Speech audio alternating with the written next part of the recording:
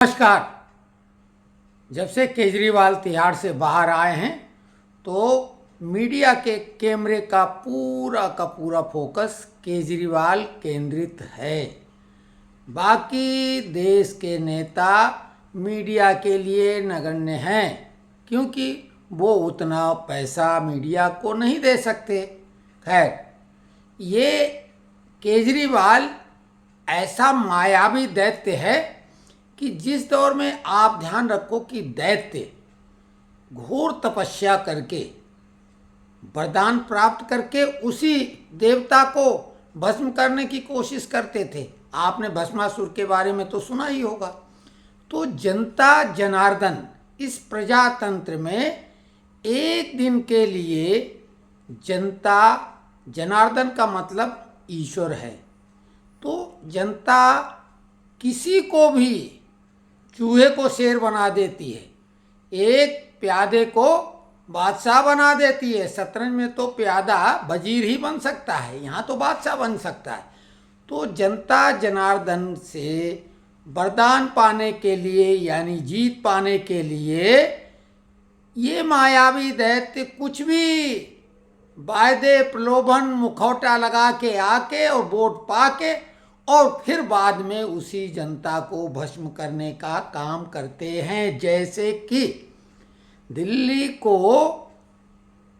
London, Paris, Singapore बनाने के वायदे वाले केजरीवाल ने दिल्ली को गैस चैम्बर बना दिया। घुट घुट के तिल तिल करके वहाँ के रहने वाले लोग अपनी जिंदगी कम कर रहे हैं। तरह तरह की बीमारियां उन्हें उपहार में इसने दे दी।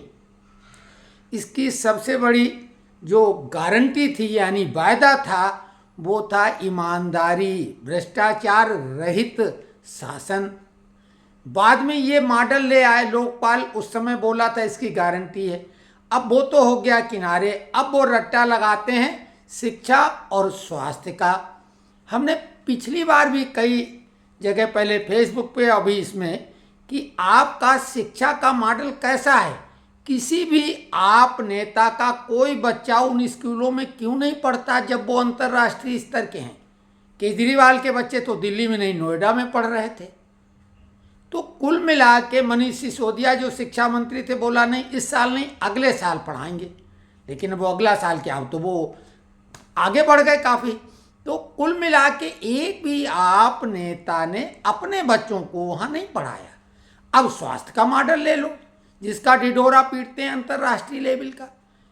इनके यहाँ शुगर तक का इलाज जो है वो तेलंगाना के स्टेट का डॉक्टर करता है।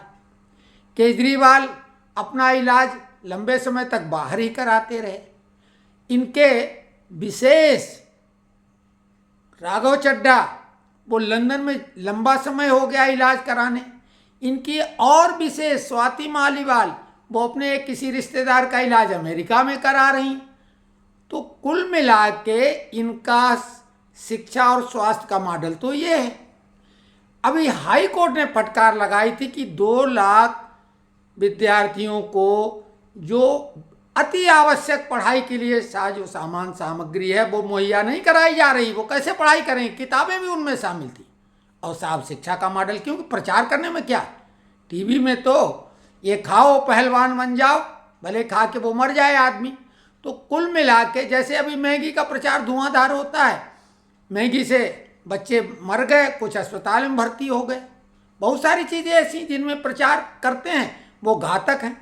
तो कुल मिला के ये जो भस्मासुर टाइप के मायावी दैत्य असुर हैं, ये चुनाव के समय जनता का वोट का वरदान यानी वो वरदान ही है जिससे वो 5 साल के लिए पावरफुल बन जाते हैं।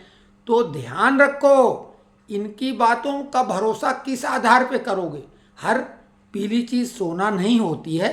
तो नेताओं के वायदे और इरादों को आप कसौटी पे परखिए। तो अभी कुल मिला के जो सारे नेताओं के जो INDIA के घटक दल हैं सबके अपने अपने घोषणा पत्रों की गारंटी और वायदे जोड़े जाएं तो उनकी सेंचुरी हो जाती है।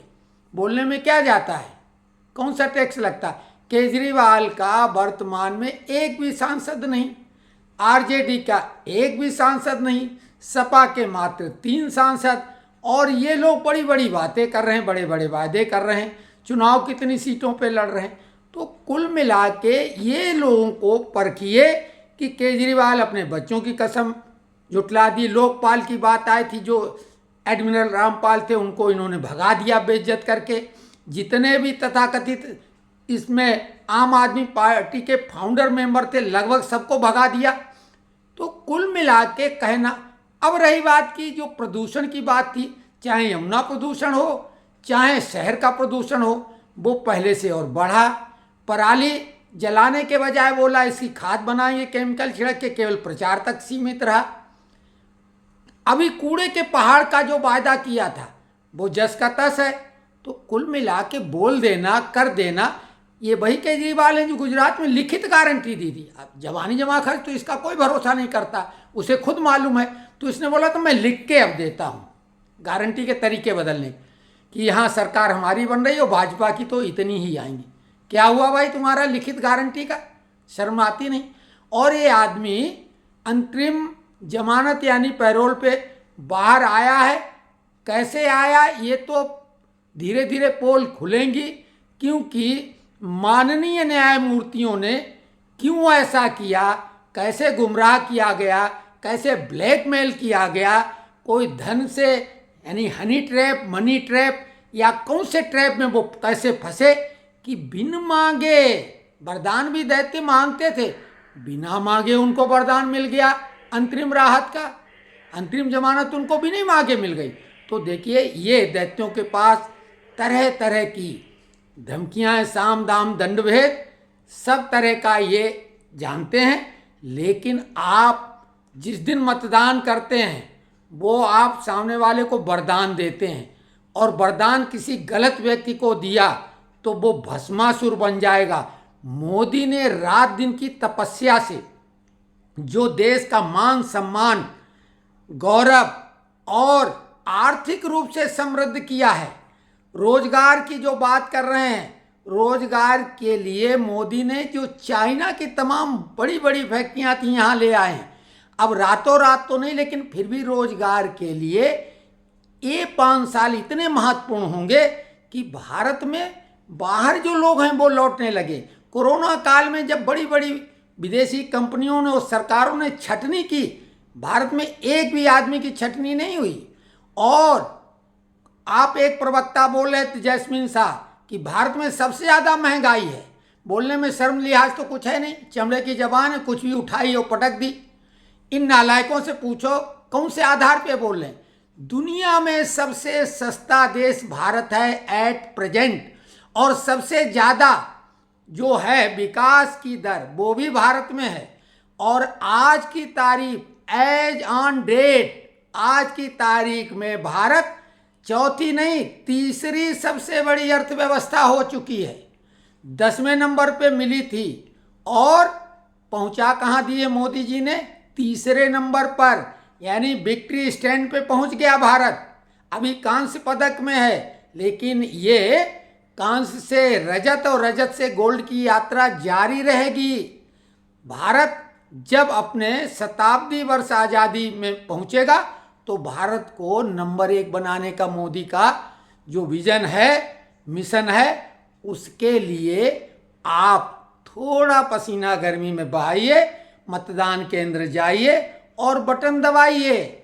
क्योंकि दूसरी तरफ दैत्य शक्तियाँ, क्योंकि वो मायावी हैं, उनके पास तो बाहर से भी ऐसे धन संपदा आ रही है, तरह तरह के तरीके हैं, हथकंडे हैं। तो उनको कम से कम जो समझदार लोग हैं वो इस समय किस पाले में खड़े होना है। आप बाकी चेहरे देख लो, उन पे क्या वायदा करोगे। अब तेजस्वी जो वायदे कर रहे हैं, 9वीं फेल है, चपरासी की नौकरी मिल नहीं सकती, लेकिन अरबों में खेल रहे हैं। पिताजी भैंस चराया करते थे, कैसे ये हो गया? पहले तो वही फार्मूला बता दें। मुलायम परिवार, नई साइकिल खरीदने की क्षमता नहीं थी, घर से कोई संपन्न नहीं थे, बावजूद आज अरबपति हैं, खुद नहीं सारे रिश्तेदार। कौन सा फार्मूला है वो बता दें। राहुल गांधी कुछ भी करते धरते नहीं, चार्टर्ड प्लेन पे लगातार उड़ान भरते हैं। कौन सा अक्षय धन का पात्र मिल गया है वो बता दें। तो कुल मिला के यही नहीं, बाकी किसी भी जगह का आप जाएंगे तो वो सब अरबपति हैं और बात गरीबों की करेंगी, गरीबों को केवल झुंझुना और बातें।